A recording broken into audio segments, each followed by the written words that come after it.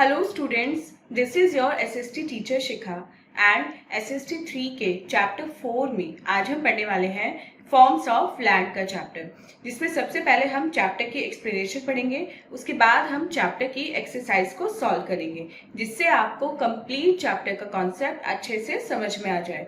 So without wasting any more time, let's get started.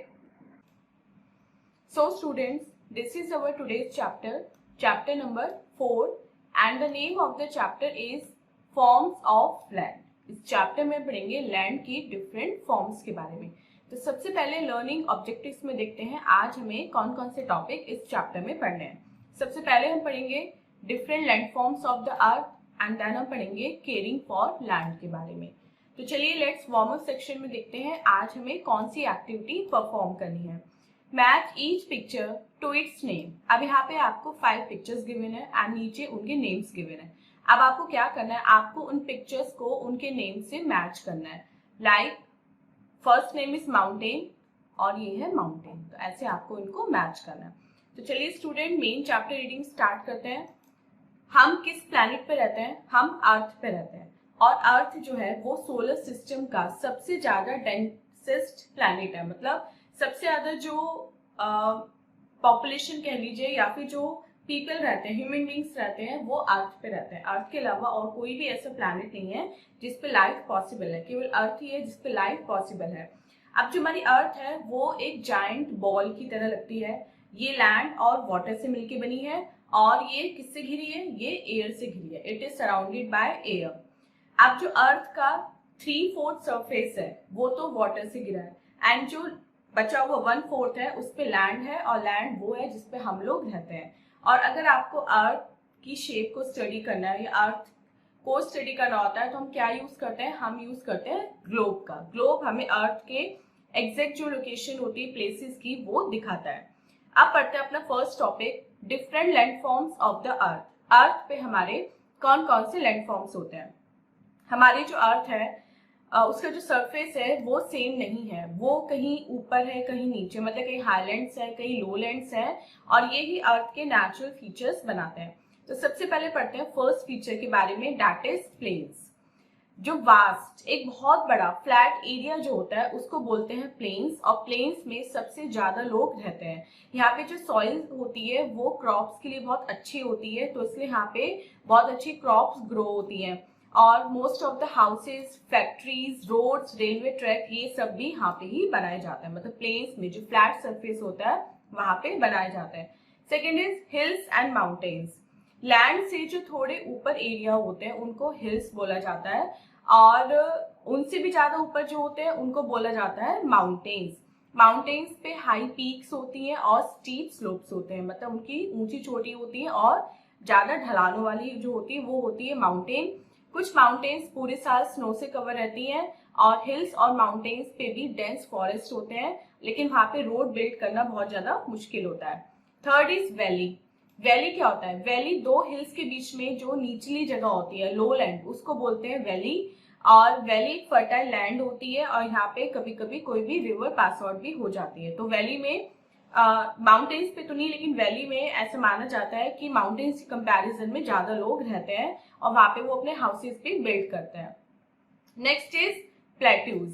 Plateau क्या होता है? Surrounding area से जो थोड़ा उठा हुआ पार्ट होता है, लेकिन हिल्स की तरह नहीं होता, वो फ्लैट होता है, उसको बोलते हैं प्लेट्यू।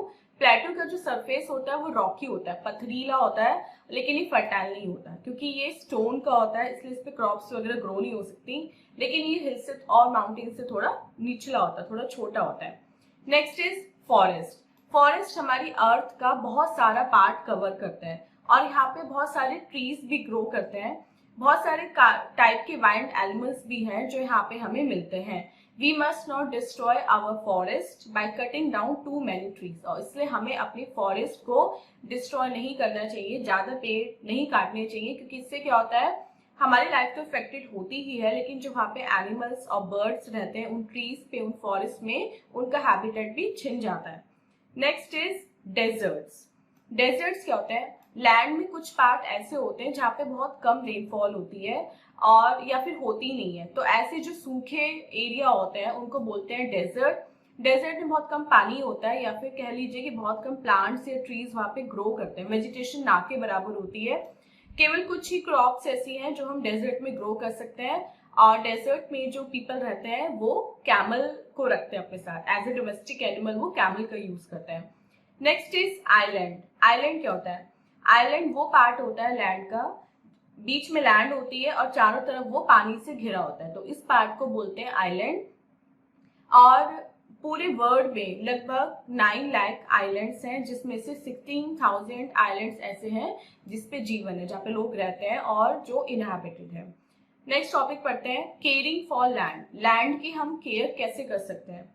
हमें ज्यादा ट्रीज को प्लांट करना चाहिए, कंजर्व वुड, वुड को कंजर्व करना चाहिए, वुड को बचाना चाहिए, एंड रिसाइकिल वेस्ट प्रोडक्ट, जो वेस्ट प्रोडक्ट्स होते हैं उनको हमें रिसाइकिल करना चाहिए।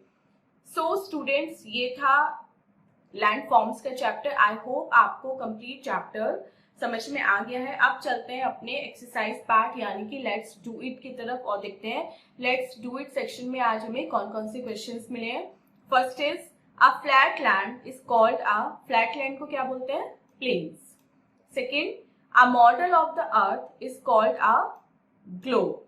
Third, the land covered on all sides by water is called island. And fourth, the earth is shaped like a ball. Earth जो होती है वो बॉल की शेप की होती है। बी देखते हैं, fill in the blanks with correct words. इसमें हमें करेक्ट वर्ड्स फिल करना है।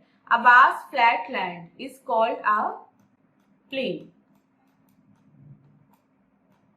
Second, a vast area covered with sand is called a desert. Third, flat land between two hills is called a valley. And very high hills are called mountains. ज्यादा ऊंची hills होती हैं उनको बोलते हैं mountains. सी देखते हैं, राइट ट्रू और फॉल्स फॉर ईच स्टेटमेंट। अब यहाँ पे आपको कुछ स्टेटमेंट दिए गए, आपको क्या करना है, उनको पढ़ना है एंड बताना है कि वो ट्रू है या फिर फॉल्स है। फर्स्ट देखते हैं, the earth is made up of land and water. Yes, true. Second, the surface of land is not the same everywhere. Yes, this is also true. Third, trees should not be planted. False. And fourth, the land thickly covered with trees is called a forest. Yes, this is also true. So student, this was an exercise. I hope आपको complete chapter with exercise अच्छे से समझ में आ गया है। And this was our today's video. मिलते हैं अपने next video में इससे next chapter की explanation के साथ। Till then, आप अपना बहुत बहुत ध्यान रखिएगा and bye bye.